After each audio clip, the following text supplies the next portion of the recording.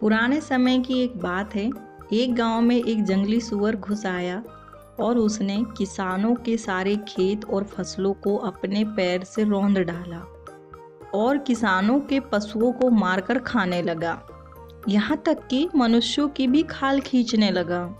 सारा गांव उस जंगली सूअर के नाम से ही कांपने लगा।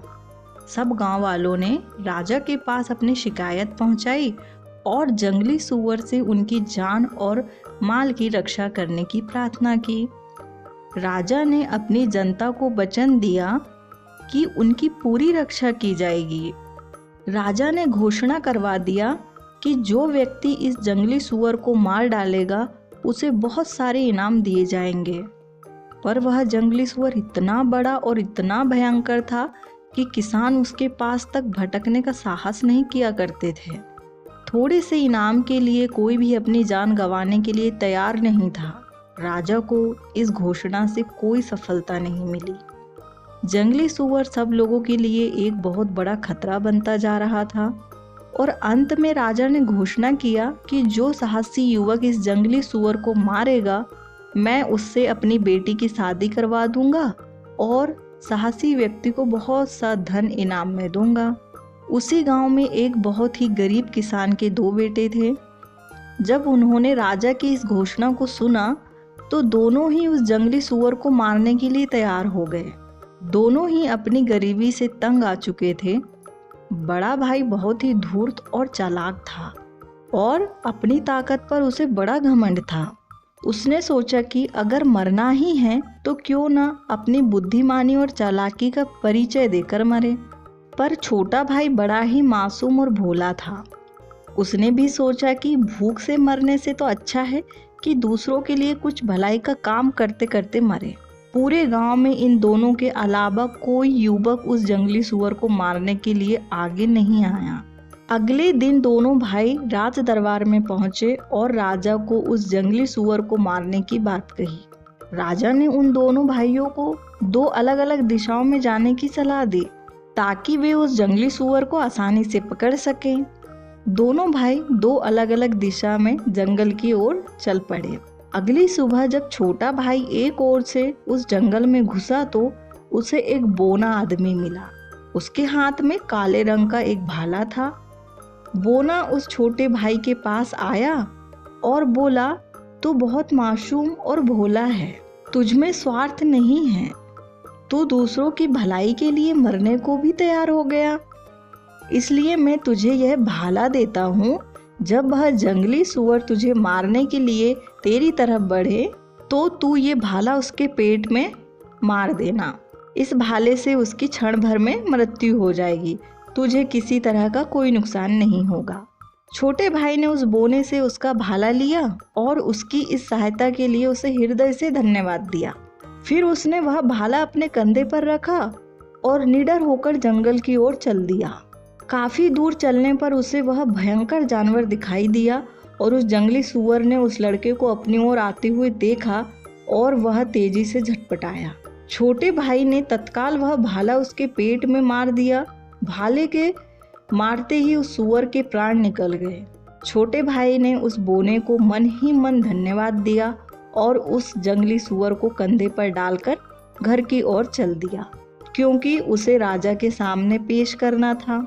जब वह जंगल की दूसरी दिशा की ओर पहुंचा तो उसने वहां एक घर देखा जहां पर लोग शराब पीकर नाच रहे थे और वही लोगों की भीड़ में उसने अपने बड़े भाई को भी देखा, जो जंगली सूअर के डर के मारे शराब पीकर अपना साहस बढ़ा रहा था।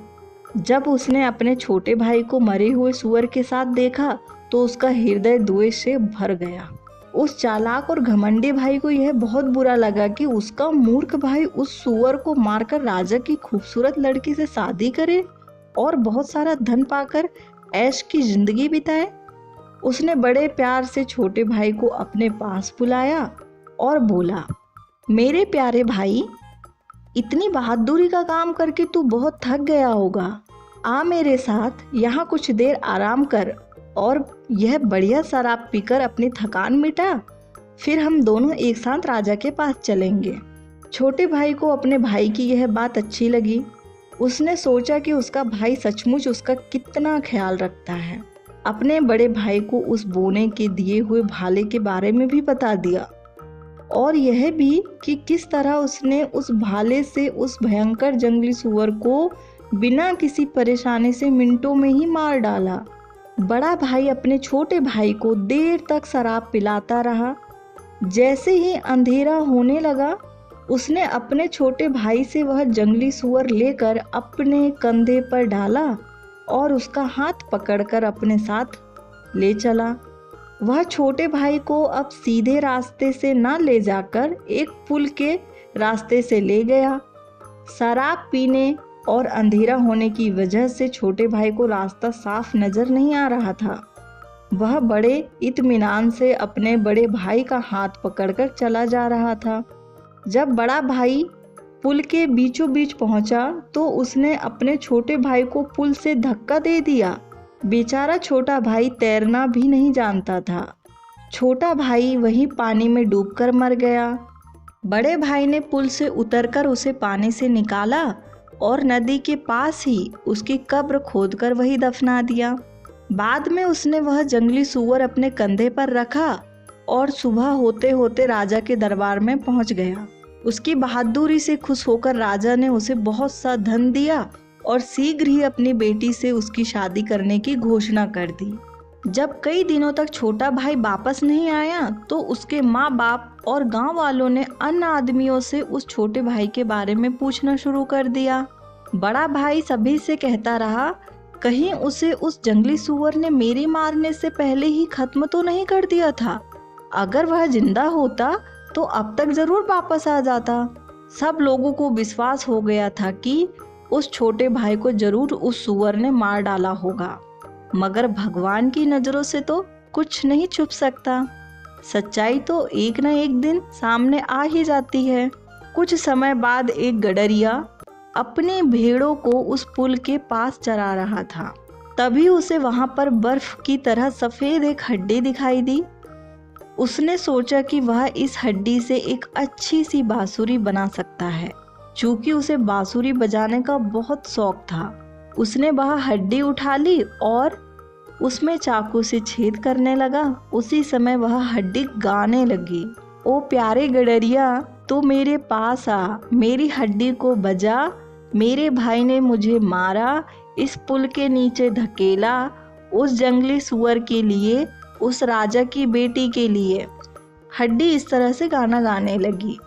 गडरिया ने जब यह गाना सुना तो उसने गांव में जाकर यह बात गांव वालों को बताई। तब गांव वालों को बड़े भाई पर शक हुआ, शायद इसने ईर्ष्या के कारण अपने छोटे भाई को मार डाला है। गडरिया ने सोचा कि अगर मैं ऐसी बांसुरी राजा को भेंट करूं जो खुद ब खुद गाने लगती है तो राजा मुझे बहुत इनाम देगा। ऐसा सोचकर वह उस बांसुरी को लेकर राजा के दरबार में उपस्थित हुआ और सबके सामने बांसुरी को गाना गाने को कहा। बांसुरी ने अपना वही गाना गाना शुरू कर दिया। जब राजा ने यह गाना सुना तो उसे महसूस हुआ कि बड़े भाई ने जरूर धन और पत्नी के लालच में अपने छोटे भाई की हत्या की होगी। राजा ने अपने लोगों को पुल के नीचे खुदाई करने पर लगा दिया और उन्होंने जल्द ही कंकाल को निकाल लिया। दुष्ट भैया ने अपना अपराध कबूल कर लिया और उन्हें पानी में फेंक दिया गया। मारे गए भाई की हड्डियों को गिरजाघर में एक खूबसूरत कब्र में दफना दिया गया।